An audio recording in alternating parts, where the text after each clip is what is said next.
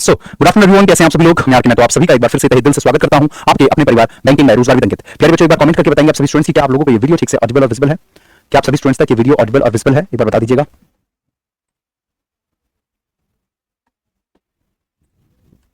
चलिए, सभी को नमस्ते, नमस्कार, राधे राधे। चलो, तो प्यारे बच्चों, ये आप लोगों की चौपाल बैच की क्लास चल रही है, जिसमें कि हमारा टॉपिक अभी चल रहा है क्या, तो क्लोज टेस्ट का। क्या है टॉपिक का नाम? तो टॉपिक है आपका क्लोज टेस्ट। ठीक है, देखो बेटा, अभी जो है आगे हम YouTube पे भी इससे रिलेटेड और भी क्लासेस आपको आगे देंगे, और भी बहुत सारी चीजें आपको जो है क्लासेस YouTube के माध्यम से मिलने वाली है। बहुत सारे सरप्राइजेस भी छुपे हुए हैं, तो सारी की सारी चीजें आपको वहां मिलेगी। तो जो भी इसमें वोकैब की कोई बच्ची कुछ कसर होगी या कोई भी ऐसी चीज जो आपको लगेगा कि सर ये चीज यहाँ नहीं कराएगी, तो वहां पे कंप्लीट हो जाएगी। वैसे हमने अपनी तरफ से पूरा कोशिश है। हाँ बेटा, ठीक है ना, ऑडिबल विजिबल राइट। देखो, हमारी तरफ से तो ये है कि बेटा आप लोगों को जितना आपके एग्जामिनेशन में आना है या आने की जरूरत है उससे ज्यादा करा रहे हैं। अब यहाँ पे कुछ बच्चे मेरे से पूछ रहे थे कि सर एग्जाम को लेकर के कुछ स्ट्रेटेजी भी बता दीजिएगा बैच एंड होने से पहले। तो पहले मैं आपको सिर्फ 2-3 मिनट का टाइम दूंगा आप लोगों से, और थोड़ी बातें मैं पहले आप लोगों से कर लेता हूँ, उसके बाद फिर मैं आगे चलूंगा। देखो बेटा, अभी एक चीज मैं पहले आप लोगों के साथ डिस्कस करूंगा कि अभी आपका चल रहा है मई। ठीक है, मई लगभग आपका खत्म होने की कगार पे है। ठीक है, मई खत्म हो जाएगा तो जून स्टार्ट हो जाएगा। अच्छा, आपका जो फॉर्म आएगा बेटा वो आएगा नेक्स्ट मंथ में, यानी कि फॉर्म कब से स्टार्ट होंगे, तो वो होंगे आपके जून में। ठीक है, और एग्जाम कब से स्टार्ट होंगे, तो जुलाई में। जुलाई और अगस्त आपका एग्जाम चलेगा। एग्जाम आपका चलेगा जुलाई और अगस्त। ठीक है, और आपका ये प्री का एग्जाम है। ठीक है बेटा, ये आपका कौन सा एग्जाम है? तो सर प्री का एग्जाम है। मेंस का जो एग्जाम आपका होगा, इसका बाबू, तो जो मेंस का एग्जाम होगा जिसमें इंग्लिश आएगी, वो आपका होगा लगभग सितंबर अक्टूबर के आसपास में। कब? तो सितंबर अक्टूबर में मेंस का एग्जाम जो आपका होगा। तो अभी आप लोगों के पास में जून, जुलाई, अगस्त, सितंबर, यानी कि अभी आपके पास 3-4 महीने पूरे हैं कि आप जो है इंग्लिश को चाहे तो एक बार और पूरा स्टार्टिंग सेंटर पढ़ सकते हो। तो अभी आप पैनिक नहीं होना है कि सर इंग्लिश में तो हमारी तैयारी बहुत अच्छी नहीं हुई है, हमने तो नया ही बैच खरीदा था। कई बच्चे ऐसे हैं मुझे मिले टेलीग्राम पे कि सर हमने तो चौपाल बैच भी नया ही खरीदा था, हमने तो लेट एडमिशन लिया है, तो सर क्या हमारा नहीं हो पाएगा पूरा? तो बेटा सबका पूरा हो रहा है, सबका पूरा होगा। अभी आपके पास इंग्लिश सीखने के लिए बतेरा टाइम पड़ा है, पूरी प्रॉपर रिवीजन के लिए भी। तो आप लोग अभी ज्यादा फोकस करो किसके? मैथ और रीजनिंग यानी क्वांट और रीजनिंग, इस पे ज्यादा फोकस करना है अभी आपको। ठीक है, और बाकी इंग्लिश को लेकर के ज्यादा भी पैनिक नहीं होना है, ज्यादा परेशान इंग्लिश को लेकर के आपको भी नहीं होना है। वो आपको कब होना है? जब आपका प्री वाला एग्जाम जिस दिन आपका खत्म होगा, उस दिन से ही आप अपने मेंस की तैयारी में लग जाइएगा। उसी दिन से ही आप जो है अपनी पूरी जान झोंक करके मेंस के लिए पढ़ना शुरू कर देना, और उसके बाद मैं आप लोगों को जो ऑलरेडी जो पढ़ा चुका हूं इसकी कंप्लीट रिवीजन भी करवा दूंगा, और साथ ही साथ में जो है क्वेश्चंस की क्वांटिटी भी हम तब और ज्यादा करेंगे। ठीक है, चलिए, तो अभी उम्मीद कर रहा हूं आप लोगों ने जो भी बच्चा नया एडमिशन लिया था, वो जो परेशान हुआ था, उनको मैं क्लियर कर चुका हूं। ठीक है, चलो आगे बढ़िए। ठीक, तो और ये बिल्कुल मत सोचना कि सर जी जो है हमने लेट एडमिशन लिया था तो हमारा हम कैसे कर पाएंगे, क्या होगा क्या नहीं होगा, सब चीजें सही हो जाएगी बेटा, बिल्कुल परेशान मत हो। रिकॉर्डेड देख करके खत्म कर लेना पीछे के सारे टॉपिक्स को। ठीक है, लेकिन मैं फिर भी ये बात कह रहा हूं, दोबारा ये बात कह रहा हूं कि अभी ज्यादा फोकस करो क्वांट और रीजनिंग पे ज्यादा। मैं जबकि इंग्लिश का टीचर हूं, मैं इंग्लिश ही पढ़ा रहा हूं, फिर भी मैं आपको कह रहा हूं कि आप इंग्लिश से ज्यादा करो उन पे, क्योंकि मैं सिलेक्शन दिलाना चाहता हूं आपको। मैं अपने व्यूज बढ़ाने के लिए, अपनी क्लास में बच्चों को जोड़ने के लिए नहीं, मेरा लालच है कि आपका सिलेक्शन हो, और उसके लिए अभी मई चल रहा है, जून में फॉर्म आएंगे, जुलाई से एग्जाम है। तो जुलाई में जो आप एग्जाम दोगे, जुलाई अगस्त में, वो आपका मैथ और रीजनिंग दोगे आप। तो मैं क्यों फालतू में आपका टाइम वेस्ट करूं? तो मैं चाहूंगा कि भाई ये वाला जैसे बैच आपका खत्म हो जाएगा, मेरी तरफ से ये कुछ दिन में खत्म कर देंगे हम इसको। ठीक है, तो जब आपका खत्म हो जाएगा, प्रॉपर अच्छे से खत्म करेंगे, तो जब आपका बेटा प्रॉपर्ली खत्म हो जाएगा, तो मैं आपको पूरा फ्री करूंगा किसके लिए? मैथ और रीजनिंग के लिए, कि आप ज्यादा टाइम उस पे दो। जिस दिन आपका पेपर खत्म हो जाएगा मैथ रीजनिंग का, उस दिन मैं पूरी डबल मेहनत आपसे करवाऊंगा कि बेटा आपको पूरी जान लगा करके, पूरी जान झोंक करके मेहनत करना है किस पे? तो इंग्लिश के लिए, मतलब मेंस के ऊपर। चलो अब मैं आगे चलता हूं। बेटा क्लोज टेस्ट आपका चल रहा था, तो क्लोज टेस्ट में सेट नंबर शुरू कर रहे हैं। ठीक है, तो कोई भी बच्चा परेशान मत होना बेटा किसी चीज को लेकर के कि सर इंग्लिश में मेरा ये नहीं हुआ, वो नहीं हुआ, लेट एडमिशन वाले थे, ये थे, वो थे। तो ये बड़ा परेशान हो जाते हैं बच्चे, तो परेशान मत होना। ये परेशान होना आपको तब बनता है जब आपका प्री का एग्जाम खत्म हो गया, उसके बाद फिर आपका मेंस का टाइम आने वाला है, तब आपको अगर रीडिंग नहीं आ रही है, तब आपको ग्रामर का रूल नहीं आ रहा है, वो परेशानी की बात है। ठीक है, हाँ बेटा, ये खत्म कर देंगे बेटा। ठीक है, ये बैच आपका ज्यादा लंबा नहीं, बस इस वीक में खत्म हो जाएगा। ठीक है, चलिए अब आगे बढ़ते हैं। तो क्लोज टेस्ट का सेट नंबर 3 तक हमने कल की क्लास में किया था, अब इस पे करते हैं। ठीक है, ओके, तो ये आपके सामने बेटा ये स्टार्ट होता है क्वेश्चंस, और कल थोड़ा सा नेटवर्क का भी हल्का फुल्का इशू था, कोई नहीं, चलो कभी कभी हो जाता है।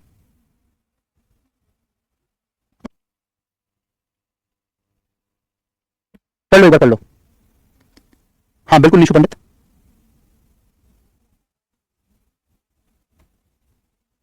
हम्म, चल पढ़ लिया। देखो किससे रिलेटेड बात आ रहा है ये बेटा। तो the BCCI and its state association will probably dash the day the Indian Premier League sport fixing scandal. देखो बीसीसीआई वही जो क्रिकेट वाली है ना, वो उसी के बारे में बात हो रही है। The BCCI in state association will probably remember the day the Indian Premier League, या प्रोबेबली रिकॉल, जस्टिफाइड तो होगा नहीं क्योंकि देखो आपके पास यहाँ पे विल लिखा हुआ है। ठीक है, तो विल जस्टिफाई हो सकता था, जस्टिफाइड तो होगा नहीं, वैसे भी गलत है आपका, ये सुनने में गलत लग रहा है, तो आप इसको काट देंगे। अच्छा, विल रू या विल रिजॉइस, तो बेटा यहाँ पे आपके पास एक शब्द लिखा है आर यू ई, रू, इसको रू कहा जाता है। रू पढ़ने के लिए आप कह सकते हैं, लेकिन इसकी जो एक्चुअल प्रोनाउंसिएशन होती है वो होती है रू, सिर्फ रू। ठीक है, तो आपका यहाँ पे फिलहाल हमसे बता देता हूँ रू है, लेकिन क्यों, इसकी मीनिंग क्या होती है? तो इसका मतलब होता है किसी चीज के लिए रिपेंट करना। देखो कैसे, the BCCI and its state association, BCCI और साथ ही साथ में जो भी उसके स्टेट के जो एसोसिएशंस हैं, will probably rue the day the Indian Premier League sport fixing scandal beginning 2013, यानी कि जो है इस चीज के लिए, इस स्कैंडल के लिए वो क्या करेंगे? पछताएंगे, या उस चीज पे वो रिपेंट करेंगे, यानी कि उस चीज का वो हर्जाना भुगतेंगे, ये कहा जा रहा है। क्योंकि बात यहाँ पे साफ-साफ लिखी है स्कैंडल की है, स्कैंडल की। ठीक है, sport fixing scandal beginning 2013, but in all honestly there have been so many opportunity for them to stem the rot that it is difficult to pinpoint how it all went so wrong। यानी कि उनके पास बहुत सारी ऐसी opportunities थी कि for them to stem the rot। Stem the rot का मतलब क्या है कि उस चीज को निस्तनाबूद कर देना, या उस चीज को बिल्कुल ही खत्म कर देना। क्या कर देना? उसको पूरा ही खत्म कर देना। यानी उनके पास पूरी अपॉर्चुनिटी थी that it is difficult to pinpoint how it all went so wrong। ठीक है, तो ये बहुत ज्यादा मुश्किल है सोचना कि भाई पिन पॉइंट पे बिल्कुल बारीकी से सोचना बड़ा मुश्किल हो जाएगा कि how it all went so wrong, कि इतना सारा गलत हुआ तो हुआ कैसे। Increasingly the BCCI has become dash and waste। अच्छा, ऑप्शन दिखाया आपको मैंने, ये रहा option. Increasingly the BCCI has become victim and waste, has become isolated, has become superpower, unparalleled, या फिर आपका invincible। बताइए। देखो इनविंसिबल का मतलब होता है अपराजय, अजय, यानी कि जिसको कोई हरा नहीं सकता उसको अजय कहा जाता है। अनपैरेलल यानी कि जो चीज उसके सटीक की ना हो, पास की ना हो या उसके जैसी ना हो। सुपर पावर तो जानते हो मतलब सबसे ज्यादा पावरफुल हो जाना। विक्टिम का मतलब जिसके ऊपर अत्याचार किया गया हो, और आइसोलेटेड का मतलब हो जाता है अलग थलग कर देना। ठीक है, तो यहाँ पे है increasingly the BCCI has become victim and waged a battle that seemed strategically unsound ना, मतलब वो हैज बीन अ विक्टिम, तो कोई हैज बिकम अ विक्टिम मतलब विक्टिम हो गई और वो बैटल में लड़ रही है ना, उसको हैज बिकम आइसोलेटेड, ये होना चाहिए कि बीसीसीआई जो है वो आइसोलेटेड हो गई and waged a battle that has seemed strategically unsound, और साथ ही साथ में उसने जो है एक बैटल को वेज किया, यानी जो कि सुनने में भी बड़ा वो लगता है। आइसोलेटेड का मतलब होता है अलग थलग कर देना, किसी को बिल्कुल ही अलग कर देना। ठीक है, अच्छा सुपर पावर की बात तो है नहीं यहाँ पे। There has a major disconnect between how far the board really believe that the court would go to the ground reality. देखो बेटा यहाँ पे आपके पास एक शब्द बच्चा कह रहा है सर इनविंसिबल। देखो आयुषी सिंह का कंसर्न ये गर्ल्स के लिए वाला पहला ये, अच्छा मतलब ये क्रिकेट से रिलेटेड है इसलिए गर्ल्स के लिए नहीं है। नहीं बेटा लड़कियां भी देखती है क्रिकेट, ऐसी बात नहीं है, लड़कियां भी देखती है। देखो एक ट्रक नाम से एक लड़का है, वो लिख रहा है बीसीसी हेड रोजर बिन्नी, रोजर बिन्नी नाम है बीसीसी हेड का, क्या बात है, देखो वो बॉय ने बता दिया। चलो तो यहाँ पे मेरे प्यारे बच्चों इनविंसिबल का मतलब होता है अजय, यानी कि जिसको कोई हरा नहीं सकता। तो यहाँ पे मीनिंग क्या आ जाती कि बीसीसीआई जो है अब वो अजय हो चुका है and waged a battle with that seem strategically unsound, जो कि स्ट्रेटेजिकली अनसाउंड दिख रहा है। मतलब स्ट्रेटेजिकली अनसाउंड तब होगा ना जब वो आइसोलेट हो जाएगा, मतलब बिल्कुल अलग थलग हो जाएगा, उसकी चर्चा नहीं होगी, उस तभी तो अनसाउंड दिखेगा। अगर वहां पे हम उसको बिकम इनविंसिबल कह दे तो बात तो वही होगी, बिकम सुपर पावर। अगर वो सुपर पावर हो गया है तो भाई यहाँ पे हमारे पास फिर ये वाला टर्म गलत हो जाएगा अनसाउंड का। ठीक है, तो यहाँ पे हमको सेंटेंस ऐसा रखना है कि वो ग्रामेटिकली और प्रैक्टिकली दोनों वे में सही बैठे। आगे चलते हैं, उसके बाद यहाँ पे आपका आइसोलेटेड हो गया था, isolated and a wedge battle that has seem strategically unsound, there was a major disconnect. वहां मतलब वहां पे जो सबसे ज्यादा मेजर डिस्कनेक्ट मतलब दोनों के बीच में जो कनेक्टिविटी का जो ब्रेक था, between how far the board really believed the court would go and ground reality what may also have, देखो है आया, अब इसके हिसाब से कुछ आपको लगाने की जरूरत होगी, तो वर्ब की थर्ड फॉर्म टाइप की कुछ आएगा, what may also have dash the BCCI's, तो also have indicated the BCCI's caught escaped come या फिर आपका इनकर्ड। वर्ब की थर्ड फॉर्म तो देखो यहाँ पे तीनों दिख रही है आपको, तीनों चारों सारी थर्ड फॉर्म दिख रही है। देखो what may also have indicated the BCCI's notice, यानी कि जिसने जो है बीसीसीआई नोटिस को इंडिकेट करते हुए, इंडिकेट का मतलब होता है इशारा करना, किसी तरफ को दिखाना। अच्छा what may also have caught the BCCI's notice, मतलब नोटिस को क्या पकड़ा जाता है, नहीं नोटिस मतलब खुद ही वो वर्क फॉर्म में आ रहा है, मतलब वर्क की बात को बता रहा है कि भाई बीसीसीआई की नोटिस में वो आया, तो बीसीसीआई की नोटिस में वो आने की बात अगर होती तो यहाँ पे कम होता ना कि कॉट, हटा दो उसको। अच्छा कम यहाँ लिखा है, अब आगे कॉन्सेप्चुअली पढ़ के देखेंगे, इंडिकेट नहीं होगा, कॉट नहीं होगा, स्केप हो सकता है क्या, what may also have escaped the BCCI notice, ये पॉसिबल है, आगे मीनिंग के हिसाब से देखेंगे, कम भी पॉसिबल है, इनकर्ड नहीं हो सकता, इन दोनों में से एक होगा। अब इन दोनों में से एक होगा तो कौन सा, एक बार आगे पढ़ेंगे तो समझ में आ जाएगा कि ये मुद्दा कह क्या रहा है। What may also have dash the BCCI notice is the changing perception of governance in sport and not just in India. Okay. Perception of governance in sport and not just in India, the federal intervention, तो यहाँ पे आपका escape हो सकता है। What may also have escaped the BCCI notice is the changing perception, यानी कि ये जो है उनके नोटिस से escape हो गया, मतलब निकल जाना, बाहर हो जाना, escape हो जाना उसको कहा जाता है। तो what may also have escaped आपका सी हो जाएगा, escaped the BCCI notice, BCCI की नोटिस से वो escape हो गया। अगर कम की बात होती यहाँ पे तो यहाँ पे प्रॉब्लम नहीं सोल्यूशन दिख रहा होता, तो यहाँ पे उसके नजरों से escape हो गया, नोटिस का मतलब उनकी नजर, BCCI notice the changing perception of governance in sport, यानी कि जिस तरीके से गवर्नमेंट का जो है नजरिया बदलता जा रहा है, परसेप्शन बदल रहा है स्पोर्ट्स को लेकर के, and not just in India, the Federation International de Football Association FIFA has seen and dash overhaul recently has dash, चलो एक बार देख लेते हैं आगे क्या है अगला ऑप्शन आपके सामने, तो ये लिखा है बेटा has seen and dash overhaul। अब देखो ध्यान से यहाँ पे आपके पास n लिखा हुआ था, क्या लिखा है बेटा, n लिखा है, तो n के हिसाब से हमको कुछ ना कुछ यहाँ पे मेंशन करना पड़ेगा। तो n है तो आपका ये गलत हो जाएगा पहले, तो ये भी गलत हो जाएगा, ये दोनों गया आपका, n है तो वॉल कॉन्सोनेंट के हिसाब से आपको देखना होगा। तो has seen and dash overhaul, overhaul की मीनिंग यहाँ लिख देता हूं मैं बेटा, ओवरहॉल का मतलब होता है काया पलट कर देना। क्या होता है, काया पलट, जैसे होता है ना कि यार तूने तो इस कमरे का काया पलट ही कर दिया, मतलब कितना गंदा था ये रूम, कितना साफ हो गया, कितना अच्छा हो गया, तो इसी को काया पलट कहते हैं। तो ये जो फीफा एसोसिएशन है, फीफा एसोसिएशन यानी कि जो फीफा जो फुटबॉल वगैरह करवाती है, तो has seen an inward overhaul recently, या अनएंडिंग या इनवेसिव सॉरी, तो यहाँ पे इनवर्ड का मतलब होता है अंदर की तरफ को, ठीक है, अंदर की तरफ को, जैसे कि कोई चीज जो है मान करके चलिए कि अंदर की तरफ को गिर जाती है या लुढ़क जाती है, तो हम कहते हैं कि इनवर्ड को वो डाउन होगा, इनवर्ड को वो फेल हो गई। अच्छा अब अनएंडिंग का मतलब क्या होता है, जिसका अंत ना हो अनंत तरीके से, और एक होता है इनवेसिव, इनवेसिव का मतलब होता है अचानक कहीं एंट्री करना, या वैसे तो इन्वेजन का मतलब आक्रमण होता है, लेकिन यहाँ पे उस सेंस में बात नहीं आ रही है, यहाँ पे बात किस चीज की हो रही है, यहाँ पे बात हो रही है कि उनके नजरिए में अचानक बदलाव किया गया, तो इनवेसिव यानी कि अचानक में आना या कहीं घुसना या प्रस्थान करना, तो सेंस में बात हो रही है, इनवेसिव आपका सही जवाब होना चाहिए। ठीक है, इनवर्ड का मतलब हो जाता है अंदर की तरफ को, जैसे कोई दीवार अंदर की तरफ को गिर रही है तो इनवर्ड कहा जाता है, आउटवर्ड बाहर की तरफ को जाना, अनएंडिंग लगातार मतलब चलना जिसका अंत ना हो, और आपका इनवेसिव तो इन्वेजन से बना है, इन्वेजिव। आगे चलते हैं, अगला आता है बेटा and in India the sports ministry's vocal dash of the Indian Olympic. देखो क्वेश्चंस बिल्कुल नए हैं, ये वो क्वेश्चंस हैं जो मैंने आज तक आपको नहीं पढ़ाए, मतलब किसी भी क्लास में आपने ये वर्ड्स ये वाले क्वेश्चंस नहीं देखे होंगे मेरे किसी भी क्लास में, आप चाहे यूट्यूब निकाल लो चाहे एप्लीकेशन निकाल लो, एक भी बच्चा ये नहीं कह सकता कि सर रिपीटेड क्वेश्चंस हैं, सारे क्वेश्चंस बिल्कुल नए उठाए मैंने। चलो तो यहाँ पे देखते हैं the sports ministry's vocal dash the Indian Olympic. अच्छा यहाँ पे अब हमारे पास vocal dash of India's Olympic Association controversial appointment is a case in point. तो यहाँ पे मिनिस्ट्रीज के वोकल के बाद क्या हो सकता है, देखो यहाँ पे हमारे पास ना ए एंड दा का कोई हिंट मिल रहा है जिससे कि हम कर सकें, ए एंड दा का भी कोई हिंट नहीं मिल रहा है। अच्छा यहाँ पे हमारे पास कोई दिस दैट दिस भी नहीं मिल रहा है, तो फिर क्या हो सकता है, तो ministries vocal casteism of the Indian Olympic association, vocal appreciation, vocal criticised expression या नेगिंग। तो यहाँ पे आपका देखो यहाँ पे बात हो रही है कि उस चीज को लेकर के वो ऑलरेडी क्या थे, कंसर्न थे। The sports ministry's vocal casteism of the Indian Olympic Association controversial appointment, यानी कि जो कंट्रोवर्शियल अपॉइंटमेंट जो उनके अंदर की गई थी उस चीज को लेकर के वैसे ही काफी ज्यादा क्या थी, नाराजगी थी। Is a case in point, ये इसके मतलब इसका एक पॉइंट ज्यादा मुद्दा बना था। तो बेटा आपका ये आपका कास्टिसाइजिंग हो सकता है, ये विलाप स्वरूप कास्टिसाइजिंग हो सकता है, क्योंकि यहाँ पे देखो ना लिखा है कंट्रोवर्शियल अपॉइंटमेंट। अगर कंट्रोवर्शियल अपॉइंटमेंट है तो अप्रिशिएट तो नहीं किया जाएगा, जाहिर सी बात है। वो चीज जो है काफी ज्यादा क्या होगी, काफी ज्यादा दुखदाई होगी, या बहुत ज्यादा जो है रेज वाली होगी, गुस्से वाली होगी, लोगों के अंदर गुस्सा भरा होगा उस चीज को लेकर के। तो अप्रिशिएशन होगा नहीं, आपका एक्सप्रेशन नहीं होगा, ये भी पॉजिटिव बात बता रहा है। तो आपका विलाप स्वरूप ये आपका हो जाएगा बेटा कास्टिसाइजिंग। इसका मतलब हो जाता है बेटा क्या, कि किसी चीज को लेकर के क्या करना, किसी अगले को क्रिटिसाइज करना कि भाई तुमने ये काम गलत किया है। ठीक है, चलो अब आते हैं इसके नंबर 5 पे, ये वाला। एक बार इसको पढ़ के देखेंगे आप सभी स्टूडेंट्स, जो भी आपको ठीक लगता है अपने आप से रीडिंग सबको करनी है और उसके हिसाब से बेटा इसको अपने आप फिल करना है। ये लो, हाँ कॉमन सेंस भी लगाने की जरूरत है बेटा, जरूरी नहीं कि हर बार आपको प्रॉपर जो है ग्रामेटिकली प्रैक्टिकली, थोड़ा कॉमन सेंस लगाओ। एक से ज्यादा भी ऑप्शन सही दिखते हैं तो वहां पे आपको खुद से भी करना होता है। करो करो करो करो। चलो अब देख लेते हैं एक बार।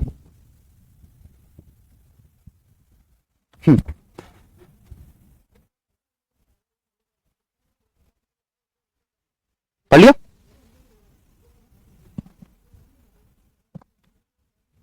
ठीक है, हाँ ठीक। देखो, the major dash of stabilising regional rural bank, यानी वही आरआरबी उसी की बात है। The major theme of stabilising, the major idea of stabilising, या the major work, the major duty, the major objective of stabilising RRB are to develop rural economy. देखो यहाँ पे मेरे प्यारे बच्चों बात हो रही है पूरे देश लेवल की, पूरे नेशन लेवल की बात हो रही है। तो ऑब्जेक्टिव कहा जाएगा, ऑब्जेक्टिव का मतलब मुद्दा या उस चीज का टारगेट, कि जो मेजर टारगेट था किस चीज को करने के लिए, आरआरबी को स्टेबलाइज करने के लिए। स्टेबलाइज का मतलब होता है बेटा उस चीज की स्थापना करने के लिए। तो जो मेजर ऑब्जेक्टिव था, मतलब मेजर जो उसके पीछे रीजन था, ऑब्जेक्टिव मतलब यहाँ पे रीजन के रूप में आ रहा है बात, इसके पूरे नेशन लेवल की हो रही है ना, इसलिए the major objectives of stabilising RRB are to develop rural economy by providing credit, यानी कि रूरल इकोनॉमी को हमें क्या करना था, तो बेहतर करना था, उसको जो है मतलब हमको डेवलप करना था। इस वजह से आरआरबी की शुरुआत की गई थी रूरल इकोनॉमी को बढ़ाने के पर्पस से, bye providing credit and other dash of for agriculture, ताकि उनको क्रेडिट का मतलब क्या, पैसा वगैरह प्रोवाइड करना, फाइनेंशियली हेल्प प्रोवाइड करना, providing credit and other facilities for agriculture. Other item तो होगा नहीं, क्यों, क्योंकि यहाँ पे आपके पास लिखा है कि अदर ऑलरेडी हमारा तो अदर आइटम्स हो सकता था इक्वल को, बट गलत है। अदर गुड्स, क्या वो बैंक जो उनको गुड्स देगा, क्या वो आरआरबी उसको सामान देगा, वस्तु देगा, नहीं। यहाँ पे एमिनिटीज वैल्यूज नहीं, यहाँ पे फैसिलिटीज हो जाएगा कि बाय प्रोवाइडिंग क्रेडिट का मतलब पैसों के बारे में बात हो रही है, कि बाय प्रोवाइडिंग क्रेडिट यानी कि पैसे प्रोवाइड करके, and other facilities for agriculture के लिए पैसे और अदर जितनी भी फैसिलिटीज है जो भी उनको मुहैया कराया जा सकता है, वो सारी की सारी चीजें उनको दी जाए, ताकि वो एग्रीकल्चर को और बेहतर क्या कर सके, बेहतर से बेहतर बना सके। ठीक है, आगे चलते हैं। For agriculture, trade, commerce, industry and other productive activities in the rural areas. आगे dash to the small and marginal farmers, तो dash to the, तो clearly to the small and marginal farmer, या certainly या particularly, similarly या likely, ठीक है, to the small and marginal farmers, agriculture laborer, artisan and small entrepreneurs। बताइए, तो agriculture laborer जो है, यानी कि agriculture laborer का मतलब है किसान, उसके बारे में बात है। तो agriculture laborers, artisans and small entrepreneurs, तो यहाँ पे किस किस को दिया जाता है, ये इन सबको दिया जाता है, किसानों को, marginal farmers को, artisan को या entrepreneurs को दिया जाता। तो बताइए rural area clearly to the small, या फिर सर्टेनली पर्टिकुलरली, तो पर्टिकुलर हो जाएगा बेटा। पर्टिकुलर का मतलब जैसे हम बोल रहे हैं पर्टिकुलरली वही बच्चा आएगा जिसके पास एडमिट कार्ड है, यहाँ पे पर्टिकुलरली वही बच्चा एंट्री कर सकता है जिसने फॉर्म भरा हो, पर्टिकुलरली वही बच्चा एग्जाम देगा जिसने जो है एडमिट कार्ड पे अपने फोटो को पेस्ट किया है। तो पर्टिकुलरली का मतलब होता है केवल वही, पर्टिकुलरली कहा जाता है। तो यहाँ लिखा है ना, activities in the rural area particularly to the small and marginal farmer, agriculture labour, risen and small entrepreneur, तो पर्टिकुलरली केवल वही उसके लिए लगाया जाता है ये बेसिकली। आगे चलते हैं, नेक्स्ट पे आ जाओ। एनआरआरबी, हाँ अब इसकी बात करते हैं। यहाँ पे क्या है बेटा आपका, तो एनआरआरबी स्पॉन्सर्ड बाय कमर्शियल बैंक। एक आरआरबी जो होता है वो किसके द्वारा किया जाता है, एक कमर्शियल बैंक के द्वारा स्पॉन्सर किया जाता है। For the purpose the sponsor bank request the central government which issues a notification after consulting the dash state government. तो जो स्पॉन्सर बैंक होता है वो सेंट्रल गवर्नमेंट यानी कि जो केंद्र सरकार होती है उसके साथ वो वर्क करता है जॉइंट होकर के, व्हिच इश्यूज अ नोटिफिकेशन, जो कि इशू करती है एक नोटिफिकेशन को after consulting the dash state government, after consulting the neighbouring state government या concern state government related nearest travelling. तो कंसर्न का मतलब होता है जिसके साथ वो काम कर रहे हैं। जैसे मैं कहता हूं कि भाई तुम वो सारी चीजें ले लेना अपनी, वहां रखिए जो भी तुम्हारा कंसर्न है वो अपनी सारी चीजें ले लेना, यानी कि तुमसे रिलेटेड, उसको कंसर्न कहा जाता है, तुमसे रिलेवेंट, रिलेटेड। तो after consulting the concern state government, यानी कि जो भी स्टेट गवर्नमेंट है, जिस भी स्टेट गवर्नमेंट में वो आरआरबी होगा, तो उस पर्टिकुलरली इस कंसर्न गवर्नमेंट को, कंसर्न स्टेट गवर्नमेंट के साथ वो कंसल्ट करके अपना वो क्या कर सकते हैं, अपने स्पॉन्सरशिप का फायदा ले सकते हैं। कौन, जो उसको क्या कर रही है, फंड कर रही है, स्पॉन्सर कर रही है, जो भी मतलब प्राइवेट कंपनी है। आगे normally an RRB covers one district, normally क्या होता है आरआरबी एक डिस्ट्रिक्ट को कवर करता है, but it also permitted to open its branches in other district. It is also permitted, यानी कि वैसे तो एक ही आरआरबी जो है एक डिस्ट्रिक्ट को कवर करता है, लेकिन फिर भी it is also permitted to open, यानी कि फिर भी परमिशन दी गई है कि ये अपनी ब्रांचेस को ओपन कर सकता है इन अदर डिस्ट्रिक्ट, यानी कि दूसरे डिस्ट्रिक्ट में भी वो अपनी पर्टिकुलर ब्रांच को वो कर सकता है establish. So far the maximum dash has been 8 district, so far the maximum देखते हैं या कंसर्न, हाँ तो क्या था कंसर्न, ठीक है इस पे आ जाओ। So far the maximum average has been 8 district, the maximum inclusion beneficiaries coverage, ये आपका शेयर। तो क्या, ये तो बड़ा आसान क्वेश्चन है, करके बताइए।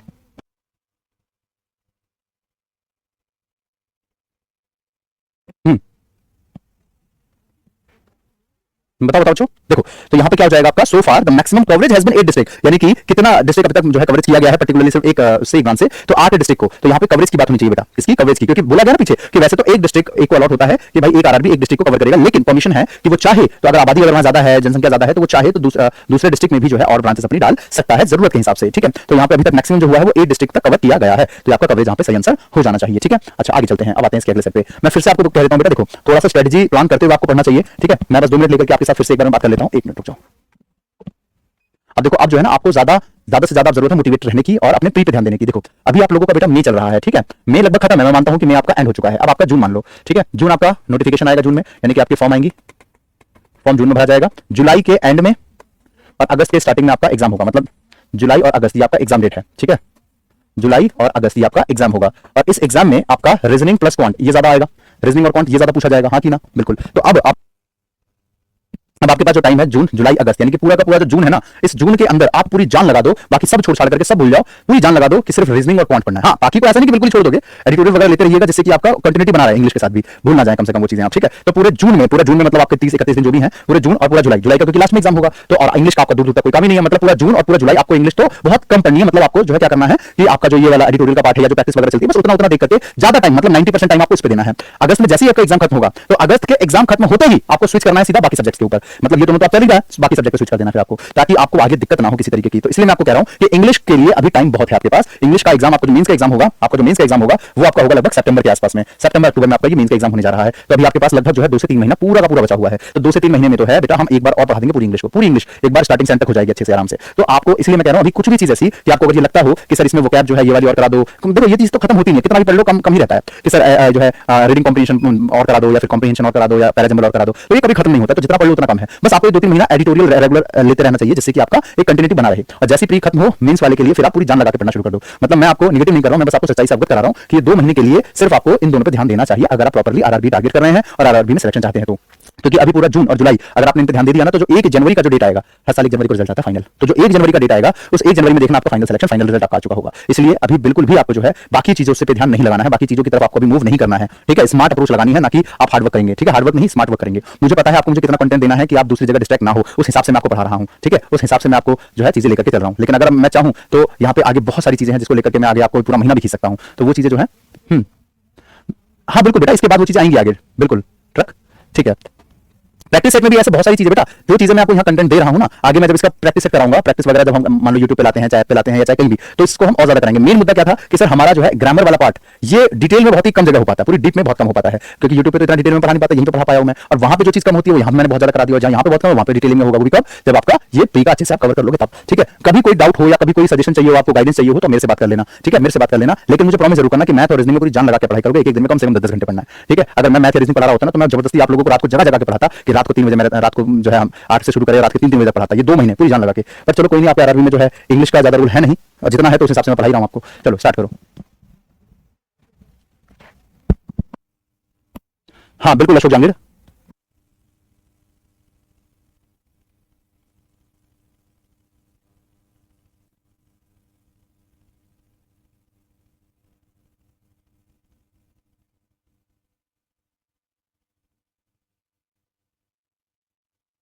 पढ़ लिया।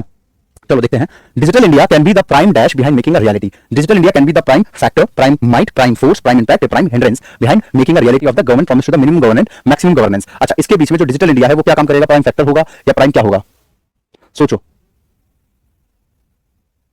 देखो हिंड्रेंस का मतलब तो अलग होता है बेटा, हिंड्रेंस का मतलब तो हो जाता है बाधा डालना, है ना, बाधा डालना। हिंड्रेंस का मतलब होता है बाधा डालना। अच्छा, इस सेंटेंस को समझो, ये कहना क्या चाह रहा है कि digital India can be the prime dash, digital India जो है वो प्राइम ये बन सकता है, क्या आएगा वो आपको भरना है, प्राइम डैश बन सकता है behind making a reality of the governance promise, यानी गवर्नमेंट का जो प्रॉमिस है उसको रियलिटी बदलने के लिए। क्या प्रॉमिस है? Of minimum government maximum governance, यानी कि गवर्नमेंट हम कम करेंगे, गवर्नेंस हम ज्यादा करेंगे। तो उसके बीच में वो क्या बन सकता है? प्राइम फैक्टर्स बन सकता है, is the prime factors. Prime might तो होगा नहीं, हटा दो, प्राइम इंपैक्ट होगा नहीं, हटा दो, हिंड्रेंस होगा नहीं, ठीक है। तो प्राइम फैक्टर या प्राइम फोर्स, तो प्राइम फैक्टर होना चाहिए। प्राइम फैक्टर का मतलब होगा मेन मुद्दा उसका, ठीक है। अच्छा आगे चलते हैं, नेक्स्ट पे आ जाओ।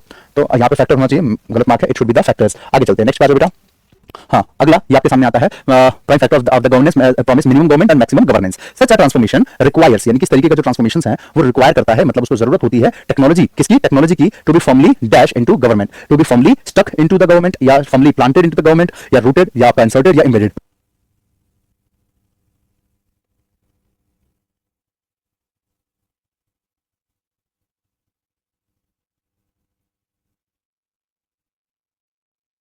अच्छा अच्छा, आवाज नहीं आ रही थी, अब आ गई, ठीक है। देखो यहाँ पे लिखा formally dash into the government, such a transformation requires technology to be formally dash into the government, यानी कि इस तरीके का जो ट्रांसफॉर्मेशन है वो उसको जरूरत होती है किस चीज की, टेक्नोलॉजी की, जो कि गवर्नमेंट के अंदर ऑलरेडी निहित होती है, जो गवर्नमेंट के अंदर ऑलरेडी निहित होती है। इसका मतलब क्या है, जो गवर्नमेंट ऑलरेडी इसका यूज कर रही होती है, ठीक है। तो यहाँ पे एम्बेडेड आपका हो जाना चाहिए था, टू बी फॉर्मली एम्बेडेड। दो तरीके से आंसर आ रहा है इसका। पहला तो तरीका ये कि देखो 2 + b आ रहा है, v3 आना चाहिए। अच्छा v3 तो ये सब भी था, तो ये सब ग्रामेटिकली प्रैक्टिकली सही नहीं बैठ रहा था। कैसे, तो यहाँ पे इंसर्टेड का मतलब क्या हो जाता है, कहीं डालना कुछ, जैसे कि फोन में आप सिम कार्ड डालते हो तो इंसर्ट लिखा आता है, ठीक है, सिम कार्ड या मेमोरी कार्ड डालते हो इंसर्ट लिखा आता है वहां पे, ठीक है।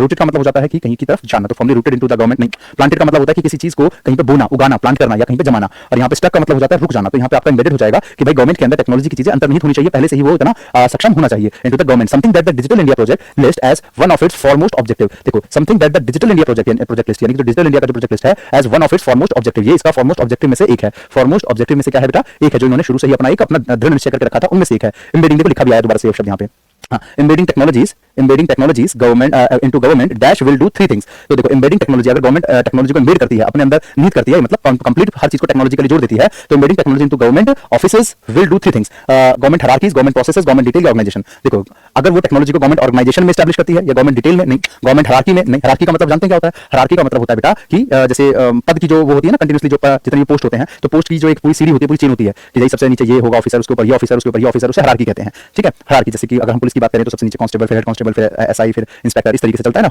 हायरार्की कहते हैं। वैसे किसी भी कंपनी में टीएल होगा, फिर एचओडी होता है, फिर मैनेजर होता है, फिर जनरल मैनेजर होता है, फिर रिपोर्टिंग मैनेजर, उसके ऊपर इस तरीके से चलता है कोई, तो उसे हायरार्की कहते हैं। तो गवर्नमेंट अपनी हायरार्की में टेक्नोलॉजी लगाएगी नहीं, अपने प्रोसेस में। प्रोसेस का मतलब क्या होता है, जो भी उसका काम होगा, हर तरीके के काम में गवर्नमेंट को क्या करना चाहिए, तो अपना डिजिटलाइजेशन करना चाहिए, यानी कि उसमें जो है ये पूरा का पूरा टेक्नोलॉजी को एंगेज कर देना चाहिए।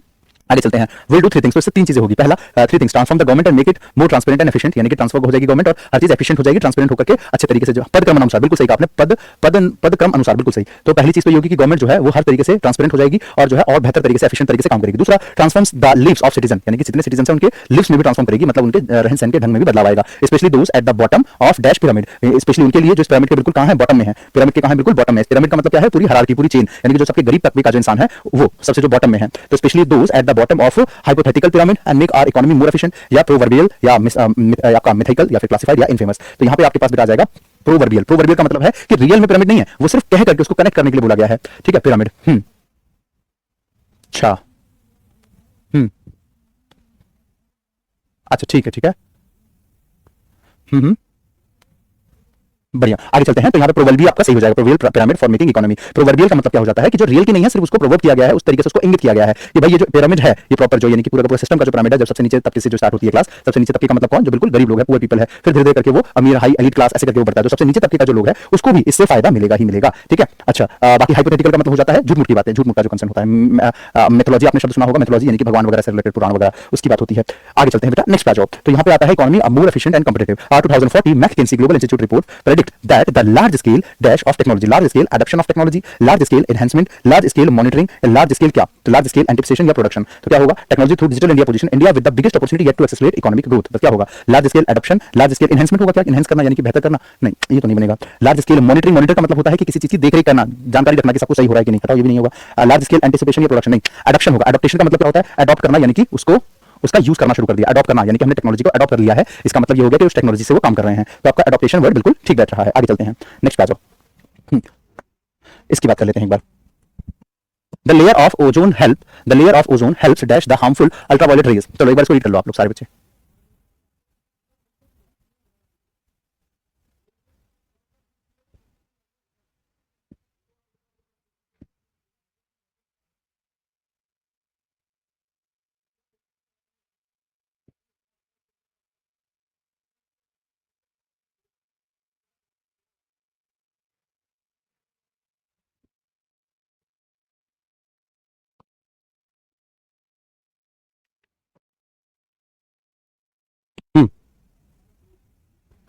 चलो पढ़ लिया देखिए एक बार। द लेयर ऑफ ओजोन, अब ये किससे रिलेटेड है सर, तो ये हमारा है ओजोन लेयर के ऊपर बात है, यानी एनवायरमेंट प्रोटेक्शन से रिलेटेड है। The layer of ozone helps dash the harmful ultraviolet rays. तो the layer of ozone helps preserve का मतलब होता है किसी चीज को संभाल के रखना। तो क्या हम ये अल्ट्रावायलेट रेज को संभाल के रखेंगे, नहीं। प्रिवेंट यानी कि बचाव, प्रेटेंड यानी कि किसी चीज को प्रेफरेंस देना या दिखावा करना, प्रेटेंड करना। इंटेंट मतलब आप जानबूझ के कोई एक्ट कर रहे हैं, एसोसिएट यानी कि जोड़ना, तो प्रिवेंट होगा यहाँ पे। द लेयर ऑफ ओजोन यानी कि जो ओजोन लेयर होती है वो हेल्प करती है प्रिवेंट करने में, क्या करने में, तो प्रिवेंट करने में यानी कि बचाने में हमें किससे, अल्ट्रावायलेट रेज, यूवी रेज इसको बोलते हैं, यूवी रेज अल्ट्रावायलेट रेज से बचाने में, away from entering the earth atmosphere, जिससे कि वो अर्थ के एटमॉस्फेयर में वो नहीं आ पाता। Ozone layer layer depletion, depletion का मतलब होता है बेटा खात्मा होना, डिप्लेशन का मतलब होता है धीरे धीरे करके कोई चीज खात्मा होना, तो उसको कहा जाता है depletion. Ozone layer depletion over the year has dash in ozone hole, तो depletion over the years has restricted in ozone hole या yielded in ozone hole, function in ozone hole या रिजल्टेड या आपका नन, बताओ। through which harmful radiation can now enter the atmosphere। तो देखो कई सालों से क्या हो रहा है, over the years the ozone layer depletion over the year has yielded in ozone hole formation, यानी कि इसने क्या किया है कि उसको जो है एक second years has resulted in ozone hole formation through which harmful radiation can now enter the atmosphere। तो यहाँ पे आपका resulted, बिल्कुल यहाँ पे नहीं लिखा resulted, वो यहाँ लिखा हुआ है, डी पे लिखा है बेटा आपका, बिल्कुल सही था, आपका ऑलरेडी डी आ चुका है, राइट, सही जवाब बेटा। चलो आगे चल लेते हैं।